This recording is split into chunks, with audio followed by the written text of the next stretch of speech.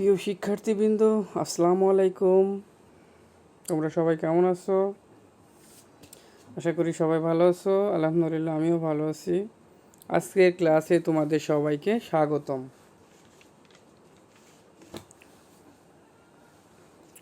শিক্ষক পরিচিতি।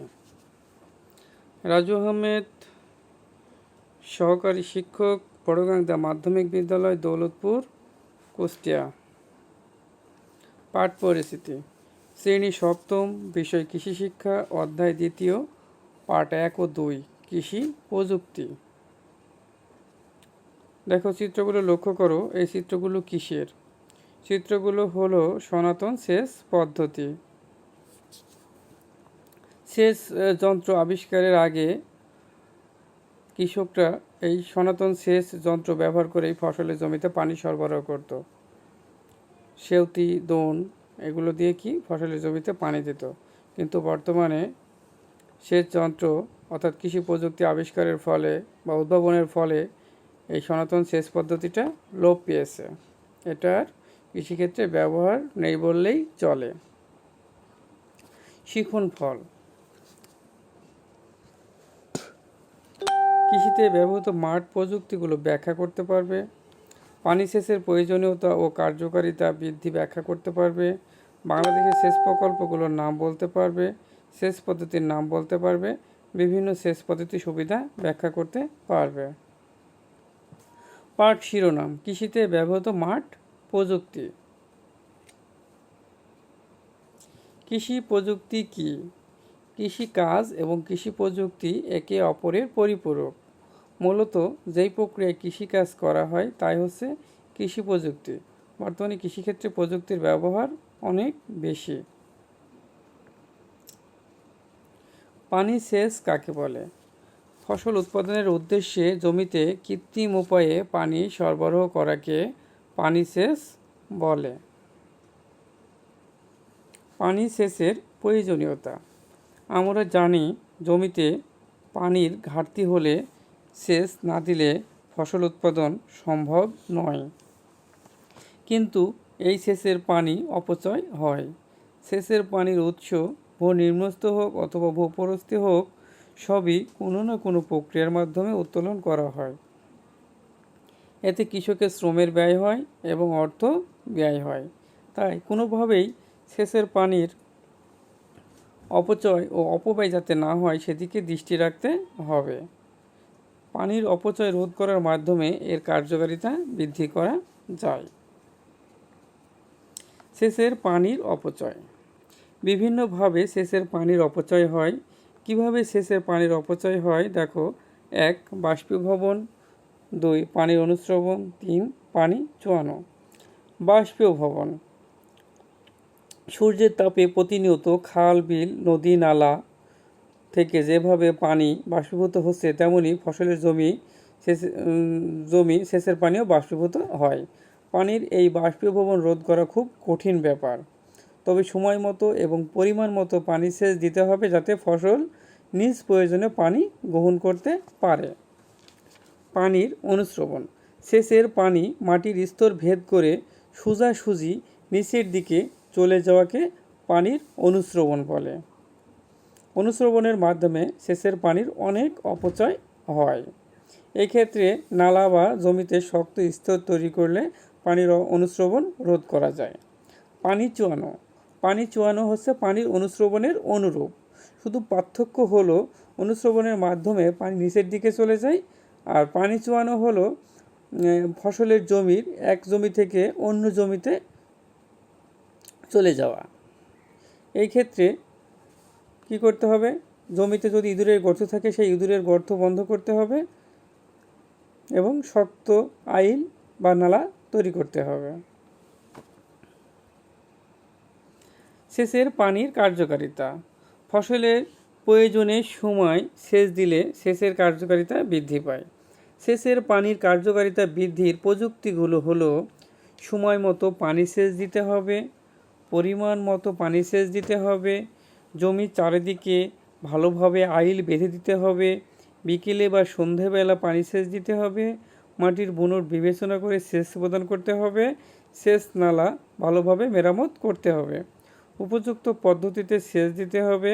সেচ নালা ফসলের দিকে ঢালু করে তৈরি করতে হবে। ইঁদুরের উৎপাত বন্ধ করতে হবে। মাটিতে পর্যাপ্ত জৈব পদার্থ প্রয়োগ করতে হবে। সবাই চিত্রগুলো লক্ষ্য করো। এই চিত্রগুলো হলো বিভিন্ন প্রকার সেচ প্রকল্পের চিত্র। বাংলাদেশে যে এই প্রধান সেচ প্রকল্প আছে, এই সেচ প্রকল্পগুলোর চিত্র। বাংলাদেশের প্রধান সেচ প্রকল্প। বাংলাদেশের প্রধান সেচ প্রকল্পগুলো কি কি? গঙ্গা কপোতাক্ষ সেচ প্রকল্প, জিকে প্রজেক্ট। বরিশাল সেচ প্রকল্প, ভিআইপি। ভোলা সেচ প্রকল্প, ঠাকুরগাঁও গভীর নলকূপ সেচ প্রকল্প, চাঁদপুর সেচ প্রকল্প, মুহুরী সেচ প্রকল্প, পাবনা সেচ এবং পল্লী উন্নয়ন প্রকল্প, কর্ণফুলী সেচ প্রকল্প, মেঘনা ধনকদা সেচ প্রকল্প। এছাড়া আরেকটি সেচ প্রকল্প আছে ঢাকা ডেমরা নারায়ণগঞ্জ সেচ প্রকল্প। সেচ পদ্ধতি। সেচ পদ্ধতিগুলো হলো প্লাবন সেচ, নালা সেচ, বড়া সেচ, বৃত্তাকার সেচ, ফোয়ারা সেচ। দেখো প্লাবন সেচের চিত্র। সবাই দেখো চিত্রটি প্লাবন সেচের চিত্র। প্লাবন সেচ এই পদ্ধতিতে সমতল জমিতে খাল, বিল, পুকুর হতে আসা পানি দিয়ে প্রধান নালার সাহায্যে সেচ দেওয়া হয়। এই পদ্ধতিতে সেচ দিলে অল্প সময়ে অধিক জমিতে সেচ দেওয়া যায়। জমির মধ্যে নালার দরকার হয় না। সমতল জমিতে প্লাবন সেচ কার্যকর। শ্রম ও সময় কম লাগে। রোপা ফসল বা শস্য ছিটিয়ে বোনা জমিতে প্লাবন সেচ কার্যকর হয়। দেখো এই চিত্রটি হচ্ছে নালা সেচ, জমির মধ্যে নালা তৈরি করে সেচ দেওয়া। দেখো নালা সেচ এই পদ্ধতিতে জমিতে প্রয়োজনীয় সংখ্যক নালা তৈরি করা হয়। নালার গভীরতা ও দৈর্ঘ্য জমির উপর উঁচু নিচুর উপর নির্ভর করে। জমি সমতল হলে নালার দৈর্ঘ্য বেশি হবে, আর জমির ঢাল বেশি হলে দৈর্ঘ্য কম হবে। এই পদ্ধতিতে সেচ দিলে সেচের পানি নিয়ন্ত্রণ সহজ হয়, জলবদ্ধতার ভয় থাকে না, সমস্ত জমি সমানভাবে ভেজানো যায়, পানির অপচয় কম হয়, মাটির ক্ষয় কম হয়, অধিক জমিতে সেচ দেওয়া যায়। দেখো এই চিত্রটি হচ্ছে বর্ডার সেচ, বর্ডার ইরিগেশন মেথড। বর্ডার সেচ কি? একটা জমিকে বিভিন্ন খণ্ডে খণ্ডে বিভক্ত করা হবে। এতে প্রধান নালা থাকবে, সেচ নালা থাকবে এবং কি পানির প্রবেশ পথ থাকবে। অর্থাৎ জমিকে বিভিন্ন খণ্ডে খণ্ডে বিভক্ত করা। দেখো বর্ডার সেচ। বর্ডার সেচ পদ্ধতিতে জমির ঢাল ও বন্ধুরতা অনুযায়ী ফসলের জমিতে কতগুলো খণ্ডে বিভক্ত করা হয়। প্রধান নালা থেকে জমির খণ্ডগুলোতে পানি সরবরাহ করা হয়, পানি নিষ্কাশনের ব্যবস্থা করা হয়। এই পদ্ধতিতে সেচ দিলে পানির ব্যবস্থাপনা সহজ হয়, পানির অপচয় হয় না, মাটির ক্ষয় কম হয়। দেখো চিত্রটি হচ্ছে বৃত্তাকার সেচের চিত্র। বৃত্তাকার বলতে সহজ কথায় আমরা বুঝি গোলাকার। গাছের গোড়ায় গোল করে আগে খুঁড়ে নিতে হবে, তারপরে কি সেচ প্রয়োগ করতে হবে। দেখো বৃত্তাকার সেচ এই সেচ পদ্ধতিতে সমস্ত জমিতে সেচ না দিয়ে শুধু যে স্থানে গাছ রয়েছে সেখানেই পানি সরবরাহ করা হয়। সাধারণত বহুবর্ষজীবী ফল গাছের গোড়ায় এই পদ্ধতিতে সেচ দেওয়া হয়। এই পদ্ধতিতে সেচ দিলে পানির অপচয় হয় না, পানি নিয়ন্ত্রণ সহজ হয়। দেখো ফোয়ারা সেচের চিত্র। ফোয়ারা সেচ বলতে সহজে আমরা চিত্রে দেখতে পাচ্ছি বৃষ্টির আকারে সেচ প্রয়োগ এবং বিভিন্ন ধরনের সবজি খেতে বা শাকসবজির খেতে সেচ দেওয়া। ফোয়ারা সেচ ফসলের জমিতে বৃষ্টির মতো পানি সেচ দেওয়াকে ফোয়ারা সেচ বলে। শাকসবজির ক্ষেতে এই পদ্ধতিতে সেচ দেওয়া হয়। আমাদের দেশে বীজতলায় কিংবা চারা গাছে ঝাঁঝরি দিয়ে যে সেচ দেওয়া হয় তাও ফোয়ারা সেচ। দলীয় কাজ। পানি সেচের কার্যকারিতা কিভাবে বৃদ্ধি করা যায় ব্যাখ্যা করো। বাংলাদেশের প্রধান সেচ প্রকল্পগুলো কি কি? একক কাজ। ফোয়ারা সেচ কাকে বলে? পানি সেচ কাকে বলে? কৃষি প্রযুক্তি কি? মূল্যায়ন। 5টি সেচ পদ্ধতির নাম লিখো। ফল গাছের গোড়ায় কোন সেচ পদ্ধতি ব্যবহার করা হয়? জিকে প্রজেক্ট কি, কিভাবে সেচের পানির অপচয় হয়।